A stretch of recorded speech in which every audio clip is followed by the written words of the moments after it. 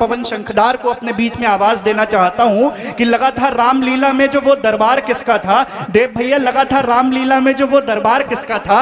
अजी दिल्ली में दिल इतना बड़ा दिलदार किसका था। मैं ऐसा सोचकर रातों में अक्सर सो नहीं पाता, जो बाबा पहनकर भागे थे वो सलवार किसका था। एक बार जोरदार तालियां बजाइए और अपने बीच में आवाज दीजिए, पवन शंखदार बधायूं। आप बहुत मन के साथ सुन रहे हैं। ये बहुत बड़े बड़े कवि हैं। ये सब 2000 और 1000 के नोट हैं। अपन 5 रुपए 10 रुपए का है, कहीं भी चला जाता है। लेकिन सबको पता होगा कि 1000 2000 के भर्जी आ रहे हैं। संजय पांडे गौहर साहब बड़े बड़े रचनाकार यहाँ पढ़ रहे हैं। शिखा शुक्ला जी पढ़ करके गई हैं, बहुत अच्छा पढ़ती हैं। मैं एक दिन कहा, बहन जी आप बहुत सुंदर दिखती हो, बहुत सुंदर लिखती हो, कैसे? बोले भगवान ने बनाया है। मैंने कहा मुझे गूगल से डाउनलोड किया है। मैं भी बहुत बढ़िया कवि, मैं बहुत बढ़िया कवि हूँ, एकदम झंडू बाम, तुरंत लगाओ तुरंत आराम। एक बार मन से जुड़ जाइए, आपके मतलब का कवि हूँ। अभी पिछले दिनों पीलीभीत में कब सम्मेलन चल रहा था, बैठो पंडित को भी साइन करो। मैं आपके प्राण ज्यादा लंबे समय नहीं पीऊंगा, थोड़े थोड़े चूसने का काम करूंगा। सिद्धार्थ ने तमाम शहीद कर दिए, अब हमारा नंबर है। आपकी तरह एक श्रोता बार बार घूम रहा था पीलीभीत के कब सम्मेलन में। मैंने पूछ लिया, भाई साहब चैन नहीं है? बोले चैन तो है, खुल नहीं रही है। मैं बड़ी समस्याएं हैं, बड़ी दिक्कत है भाई साहब। जब पहली बार मेरा विवाह हुआ, पत्नी घर पर आई तो बोली कहीं घुमा दो, तो मैं उसे शमशान घाट ले गया। बोली ये कोई आने की जगह है। मैंने कहा देवी यहां आने के लिए मरना पड़ता है। मैं अपने क्लास का बहुत अच्छा विद्यार्थी रहा। ये गोपाल पाठक हमारा क्लास फेलो है, हम दोनों साथ साथ फेल हुए। एक बार गुरुजी ने हमसे प्रश्न किया कक्षा में, बताओ महाभारत का युद्ध क्यों हुआ? तो कोई नहीं बता पाया, सिर्फ हमने बताया। हमने कहा गुरुजी पुलिस नहीं थी, पुलिस होती तो मामला ले लेके मामला खत्म हो जाए। बहुत बढ़िया। हास्य का कवि हूँ, ठहाके का कवि हूँ, थोड़ा मन देंगे तो अच्छा लगेगा। सारे कवि सभी लोग कविता पढ़ रहे थे, पीछे से आवाज आ रही थी, क्या बात है क्या बात है? बात कुछ नहीं थी। और बात यह है कि बात कुछ है नहीं। आप बहुत मन के साथ सुन रहे हैं, आपने मन बना दिया है। 2-4 कविताएं आपको सुनाऊंगा, समझ में आई तो ठीक, वरना 15-20 और सुनाऊंगा। कवियों की स्थिति यह है कि पिछले दिनों एक कवि सम्मेलन में एक कवि शायर शेर पढ़ रहा था। उसने कहा कि शोहरत भी ले लो, दौलत भी ले लो। एक श्रोता खड़ा हो गया, बोले इसकी औरत भी ले लो। मैं अपने विद्यालय का बहुत अच्छा विद्यार्थी रहा। गुरुजी ने एक दिन प्रश्न किया, ये बताओ लड़की पे कौन सी मात्रा लगेगी? मैंने कहा पहले लड़की दिखाओ, छोटी होगी छोटी लगा देंगे, बड़ी होगी बड़ी लगा देंगे। क्या बात है, वाह वाह वाह। दूसरा प्रश्न किया, कहा कि संस्कृत जानते हो? मैंने कहा जानता हूं। मैं नहीं, बात ये मैं विद्वान टाइप का कवि हूं। ये सारे लोग बड़े कवि हैं, बड़े बड़े मंचों पर जाते हैं, चैनल पे भी जाते हैं, लेकिन मैं भी आता हूं। मैं आपको डिस्कवरी पे मिल सकता हूं। ये सब बड़े विद्वान कवि हैं, डॉक्टर हैं। मैं एक बार डॉक्टर साहब तेजू साहब के घर गया। मैंने कहा डॉक्टर साहब ये डिग्री तो बहुत बड़ी है, कैसे प्राप्त होगी? बोले ऐसे नहीं मिलती है। मैंने कहा फिर? बोले इसके लिए बहुत काम करना पड़ता है। जब ये घर दोबारा आए तो हमने भी यहाँ एक पट्टिका लगाई, उस पर लिखा पवन शंखदार के HSP। इन्होंने कहा ये क्या डिग्री? मैंने कहा ये बहुत बड़ी है। बोले क्या मतलब? मैंने खींच खांच हाई स्कूल पास। क्या कहना। ठहाके का कवि हूं, मस्ती के साथ सुनिएगा। पूरा एक बार मन दीजिए, पूरा सदन दोनों हाथ उठा करके तालियां बजाए।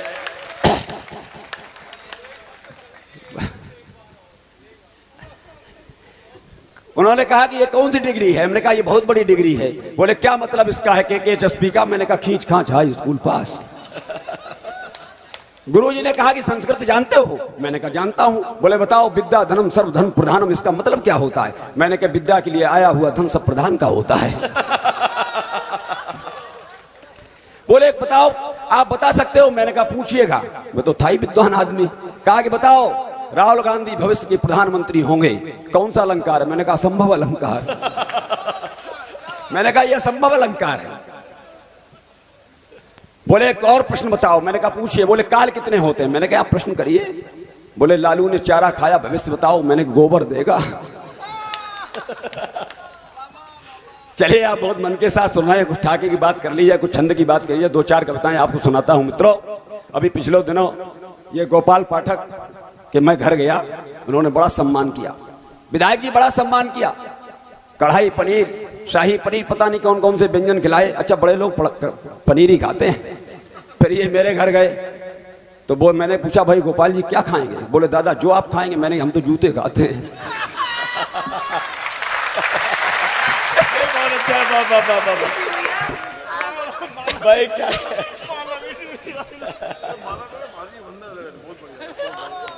हम भी बड़े सुंदर थे। जब से सरकार ने आधार कार्ड शुरू किया तब से उसकी तरह मुंह बनाना पड़ता है। बहुत मन के साथ आप सुन रहे हैं। डॉक्टर साहब, एक दिन डॉक्टर साहब के दरबार क्लिनिक पर एक मरीज पहुंच गया। उसने कहा, डॉक्टर साहब टांका लगा लेते हो? बोले लगा लेता हूं। बोले चप्पल 3 दिन से टूटी, लगा दो। है ना विद्वान टाइप का कवि। जब मेरी शादी के लिए पहली बार देखने वाले आए तो उन्होंने पूछा, बेटा क्या करते हो? मैंने कहा कवि हूं। बोले पापा क्या करते? मैंने कहा वो भी कवि है। दादा क्या करते थे? मैंने कहा वो भी कवि है। बोले घर में कोई इंसान नहीं है। हालांकि उसके बाद एक रिश्ता तय हो गया, उस पर लड़की को देखने जाना पड़ा। तो पिताजी ने कहा कि ब्राह्मण हो, जब किसी के घर जाते हैं कुछ लेकर जाते हैं। हम कट्टा लेके चले गए, जमानत कली हुई है। ये बड़ी समस्याएं है कवियों के साथ। एक बहुत बड़ी प्रतियोगिता हुई, उसमें मैं अंतरराष्ट्रीय कुछ कवि घोषित हुआ। एक गधे को आमंत्रित किया गया और कहा कि इस गधे से जो भी एक बार ऐसे गर्दन हिलवा देगा उसे 20,000 रुपए का पुरस्कार दिया जाएगा। उस कविता में ये, उस प्रतियोगिता में ये लोग भी थे, लेकिन मैं नहीं हिलवाई। मैंने गधे से पूछा, गधा खड़ा किया गया, मैंने पूछा कविता सुनाऊं? दोबारा घोषणा हुई, बोले जो इस गधे से एक बार गर्दन ऐसे हिला देगा और एक बार मना करा देगा उसे 50,000 रुपए का पुरस्कार दिया जाएगा। मैंने कहा मैं करा दूंगा। मैं गया, मैंने गधे से कहा पहचाना? बोले हाँ। मैंने कहा कविता सुनाऊं? बोले ना। भाई क्या कहना, बाबा मैं बड़ा मतलब अच्छा कवि हूं, ऐसा नहीं मैं एकदम झंडू बाब। मैंने आपसे पहले ही कहा था। 1-2 छंद आप सुन लीजिएगा, बहुत मन के साथ आप सुन रहे हैं। ठाके की बात होगी कि भिन्न भिन्न रंग के हैं आए कवि शायर हैं, इसीलिए मस्तबा सुहानी आज शाम है। आप बैठे हैं विधायक जी, आप बहुत अच्छे व्यक्ति हैं। पिछले दिनों हमारे यहाँ एक कुत्ते ने एक नेता काट लिया, कुत्ता मर गया।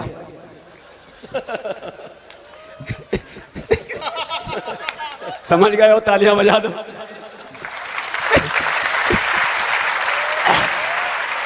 समाजवादी पार्टी की सरकार थी, हमने एक मुक्तक लिखा, समर्थन करना। विधायक जी भाजपा के समय में नहीं लिखा था, सपा के समय में लिखा था।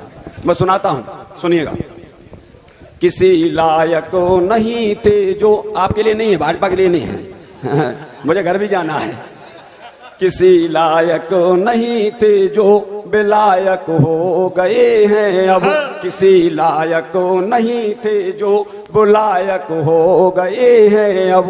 सहारा ढूंढते थे कल सहायक हो गए हैं अब। सहारा ढूंढते थे कल सहायक हो गए हैं अब।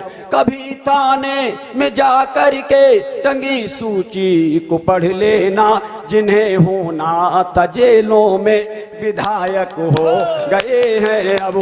जिन्हें होना था जेलों, आपके लिए नहीं है, ये सपा सरकार में लिखी थी। हमारे विधायक जी तो बहुत अच्छे हैं। रामबाबू पासवान जी का तो जवाब ही नहीं है। इनका फोटो हमने देखा, मैंने कहा बड़ा गुस्से में है ये तो। मैंने भयभीत हो गया। मैंने अग्निहोत्री जी को फोन किया, मैंने कहा ये बताओ ये फोटो तो बड़े गुस्से में है। बोले फोटो आता है, देखने में अच्छे हैं। ये हमारे मंच का काला धन है। आप पढ़ रहा था कविता, आप सुन रहे थे।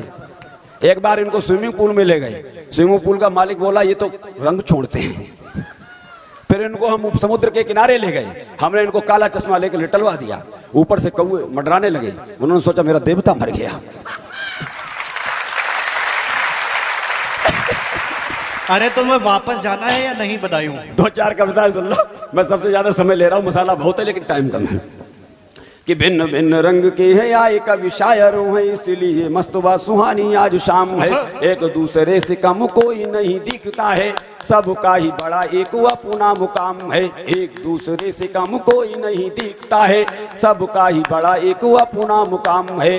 पीड़ितों की बन के सदा से ही आवाज रहा, जन जन को जगाना इनका ये काम है। और तालियां बजा करे के हौसला प्रदान करे, शंखदार करो बद्ध करता प्रणाम है। तालियां बजा कली के हौसला प्रदान कर, शंखदार करो बद्ध करता प्रणाम है। और तालियां क्यों आवश्यक है तब कहना चाहता हूं। पिछले दिनों एक दरोगा जी हमें मिले हमारे मोहल्ले के, बोले पंडित जी कविता हम भी लिख लेते हैं। तो मैंने कहा सुनाओ। उन्होंने कविता सुनाई, बोले कैसी लगी? मैंने 2 कौड़ी की। उन्होंने ले जाकर जेल में डाल दिया। 15 दिन बाद जमानत हुई, फिर दोबारा मिले, बोले कविता मैंने कविता लिखी। मैंने कहा सुनाओ। मैं उठ के लॉकअप में चला गया।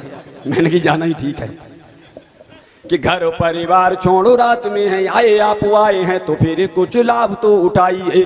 और गीत बा गजल और छंद की बहेगी गंगो, मन को प्रसन्न कर डुबकी लगाइए। कैसे रंगहीन गंधहीन स्वादहीन बैठे आप थोड़ा मुस्कराइए।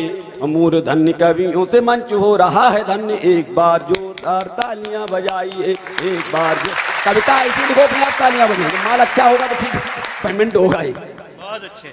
आज ये कोटी का असर दिख रहा है तुम्हारा। बात ये नहीं है, बात ये है जब हम पीलीभीत आते हैं तो पीली पहनते हैं, और हरिद्वार जानते हैं तो हरी हरी पहनते हैं। मैंने अमिताभ दादा से कहा कि मुझे नागालैंड जाना, बोले नहीं नहीं जाना। बात ये है कि श्रोताओं की तालियों की ताल सुनो, कभी लोग फूले ना समाते। इस देखिए इस कविता इस छंद के बाद अंत में आपको प्रणाम मिलेगा। तालियां ना बजाओ तो क्या करना पड़ता है कि श्रोताओं की तालियों की ताल सुन, कभी लोग फूले न समाते और झूम झूम जाते हैं। श्रोताओं की तालियों की ताल सुन, कभी लोग फूले न समाते झूम झूम जाते हैं। तालियों के ही प्रभाव से इशारों दे के पुत्रों, आप में जो सोई है वो चेतना जगाते हैं। तालियां बजाने से शरीर तंदुरुस्त रहे, बाबा रामदेव ये सहर्ष समझाते हैं। और जिसने नगत जन्म में किया ये पुण्य कार्य, वही आज घर घर तालियां बजाते हैं। वही आज घर घर तालियां बजाते हैं। और देखे तालियां के आपसे छंद देना चाहता हूँ मैं। एक छंद देता हूँ ओज का, उस नेता को मैं प्रणाम करना चाहता हूँ जिसने इस देश के लिए अपने बलिदान कर दिया। ये अच्छा है कि जिनकी कृपा से युवाओं का खून खौल उठा, ऐसे देव प्रिय आज तो उसको प्रणाम है। देश को आजाद कराने में प्राणदान किए क्रांतिकारियों के उस जोश को प्रणाम है। करो में तिरंगा लेके क्रांति की लगाई आग, मंगल के उस उद्घोष को प्रणाम है। और तुम मुझे खून दो आजादी में दिलाऊं, तुम्हें नेताजी सुभाष चंद्र बोस को प्रणाम है। नेताजी सुभाष चंद्र बोस को प्रणाम है। माता भारती पे आए संकट के बादल तो, माता भारती पे आए संकट के बादल तो, युवाओं में जोश भरी दीप्ति जवानी थी। शेखर भगत राजगुरु और बिस्मिल की मंगलों ने लिखवाई शौर्य की कहानी थी। परतंत्र भारत स्वतंत्र करने के लिए जिनके मनों ने कुछ करने की ठानी थी, वो आज की युवाओं को संदेश देना चाहता हूँ। भ्रष्टाचार के खिलाफ खून में रवानी थी, भ्रष्टाचार के खिलाफ खून में रवानी थी। अंत में अट्टहास करा करके जाना चाहता हूँ मित्रों।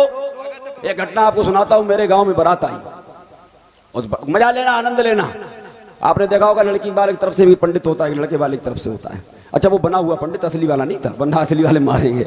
असली वाला नहीं था, नकली था। उसने जो खुशबू देखी घी की, उसका मन प्रसन्न हो गया।